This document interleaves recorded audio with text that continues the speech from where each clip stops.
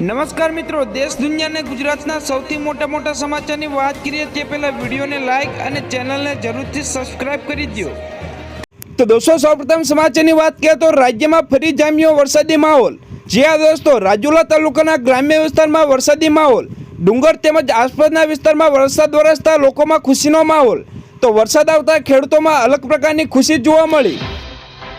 દોસ્તો, ફટાફટ બીજા સમાચારની વાત કરીએ તો રાજ્યમાં છૂટાછવાયા વરસાદની આગાહી વ્યક્ત કરવામાં આવી છે। તો 20 અને 21 ઓગસ્ટે દક્ષિણ ગુજરાતમાં વરસાદ જોવા મળશે। તો આ સાથે તાપી, ડાંગ, દમણ સહિતના વિસ્તારમાં વરસાદ રહેશે। તો અમદાવાદ, ગાંધીનગરમાં હળવા વરસાદની શક્યતા। તો હવામાન વિભાગની આગાહી મુજબ 20 અને 21 ઓગસ્ટે દક્ષિણ ગુજરાતમાં વરસાદની શક્યતા। તો દોસ્તો, ફટાફટ બીજા સમાચારની વાત કરીએ તો ગુજરાતમાંથી ગાયબ થયેલા વરસાદ અંગે આગાહીકાર અંબાલાલ પટેલની મોટી આગાહી। અંબાલાલ પટેલે ભવિષ્યવાણી કરતા કહ્યું કે આગામી તારીખ 23 થી 26 ઓગસ્ટમાં ગુજરાતમાં ભારે વરસાદ થશે, કારણ કે બિહાર અને બંગાળ તરફ લો પ્રેશરથી મધ્યપ્રદેશ ગુજરાતમાં આવશે। તો અરબ સાગરની મજબૂત સિસ્ટમ બનશે, તો રાજ્યમાં ભારે વરસાદની શક્યતા। તો દોસ્તો, ફટાફટ બીજા સમાચારની વાત કરીએ તો સરકારી ભરતીની તૈયારી કરતા લોકો માટે સારા સમાચાર। લોકરક્ષક અને પીએસસીની ભરતીને લઈને મોટી જાહેરાત। બાકી રહી ગયેલા ઉમેદવારો માટે 26 ઓગસ્ટથી 9 સપ્ટેમ્બર સુધી અરજી કરી શકાશે। દોસ્તો, ફટાફટ બીજા સમાચારની વાત કરીએ તો અમદાવાદ હવામાન વિભાગે વરસાદને લઈને મોટી આગાહી કરી છે। તો રાજ્યમાં વરસાદની ગતિ ધીમી થઈ છે। તો બીજી તરફ સમગ્ર રાજ્યમાં હળવા વરસાદની આગાહી કરવામાં આવી છે। તો અત્યાર સુધી રાજ્યમાં 20 ઇંચ વરસાદ નોંધાયો। રાજ્યમાં સામાન્ય કરતાં 15% વરસાદ વધુ નોંધાયો છે। તો બીજી તરફ 5 દિવસ માછીમારોને દરિયો ન ખેડવા સૂચના અપાઈ છે। તો દોસ્તો, ફટાફટ બીજા સમાચારની વાત કરીએ તો આજે 20 અને 21 ઓગસ્ટે દક્ષિણ ગુજરાતના કેટલાક જિલ્લામાં ભારે વરસાદની આગાહી કરવામાં આવી છે।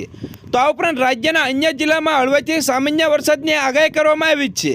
તો વલસાડ, તાપી, નવસારી, ડાંગ, દમણ, દાદરાનગર હવેલીમાં ભારે વરસાદની આગાહી કરવામાં આવી છે। તો ફટાફટ બીજા સમાચારની વાત કરીએ તો પશુપાલકો માટે ખુશીના સમાચાર સામે આવી રહ્યા છે। બનાસકાંઠાના પશુપાલકો માટે ખુશીના સમાચાર છે। વાસ્તવમાં જે બનાસ ડેરીમાં 56ની સાધારણ સભા મળી હતી, તો આ સાધારણ સભામાં બનાસ ડેરી દ્વારા પશુપાલકો માટે ભાવ ફેરફાર વધારો જાહેર કરાયો હતો। તો આ જાહેરાત બાદ હવે 4 લાખથી વધુ પશુપાલકોને ભાવમાં ફેરફાર જોવા મળશે।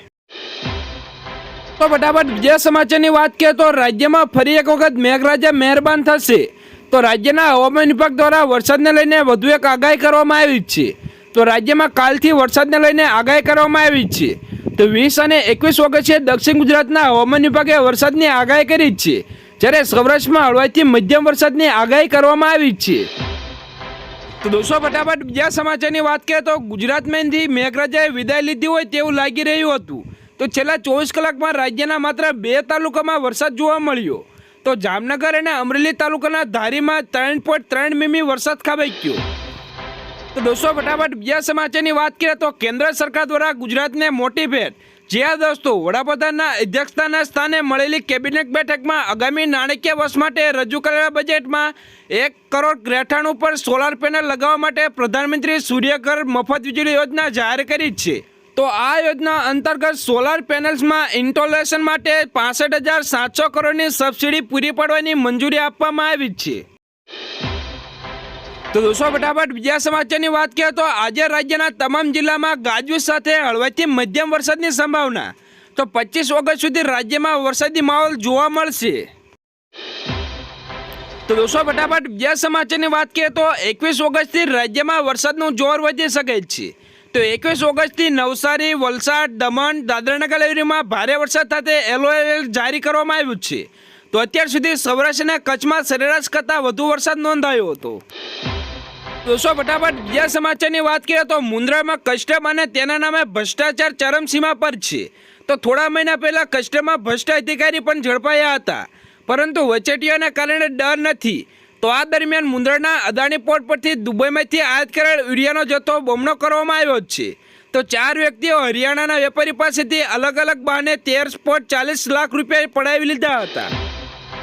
તો દોસ્તો, ફટાફટ બીજા સમાચારની વાત કરીએ તો ભારતીય હવામાન વિભાગની આગાહી પ્રમાણે દેશના પશ્ચિમ અને ઉત્તર પૂર્વીય ભાગોમાં અને દક્ષિણ પશ્ચિમ ચોમાસું સક્રિય થયાના કારણે બિહાર, ઝારખંડ, ઓડિશા, ગુજરાત, પશ્ચિમ બંગાળ, ઉત્તર પ્રદેશ, રાજસ્થાન, દિલ્હીમાં હળવાથી મધ્યમ વરસાદની આગાહી કરવામાં આવી છે।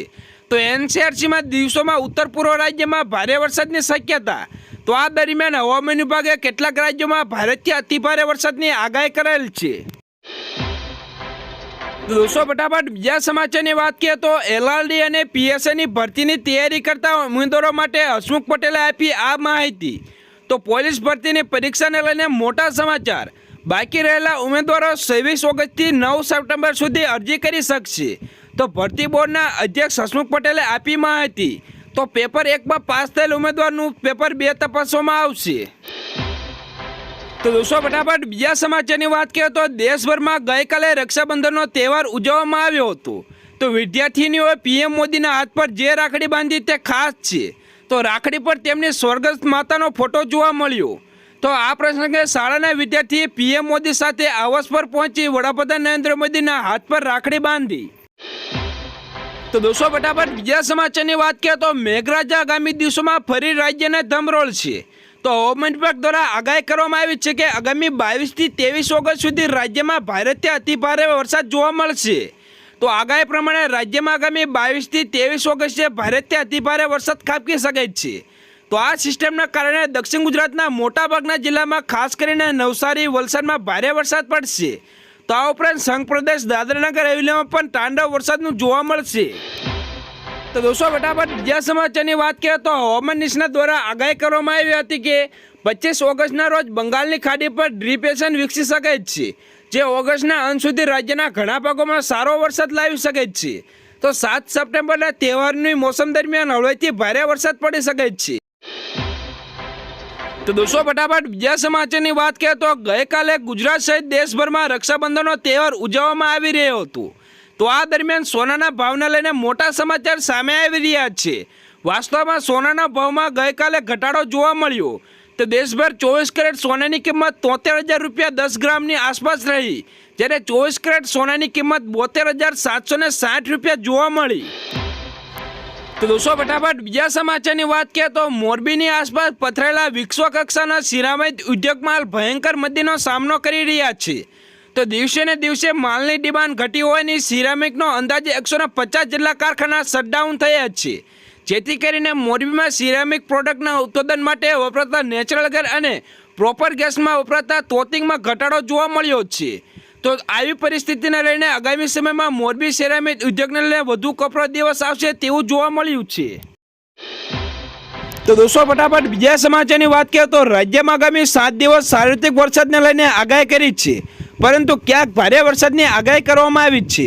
તો ઓફશોર ટ્રફ સિસ્ટમ સક્રિય થવાની હોવાને કારણે મધ્ય વરસાદની આગાહી કરી છે. તો અત્યાર સુધી રાજ્યમાં સામાન્ય કરતાં વધુ વરસાદ નોંધાયો.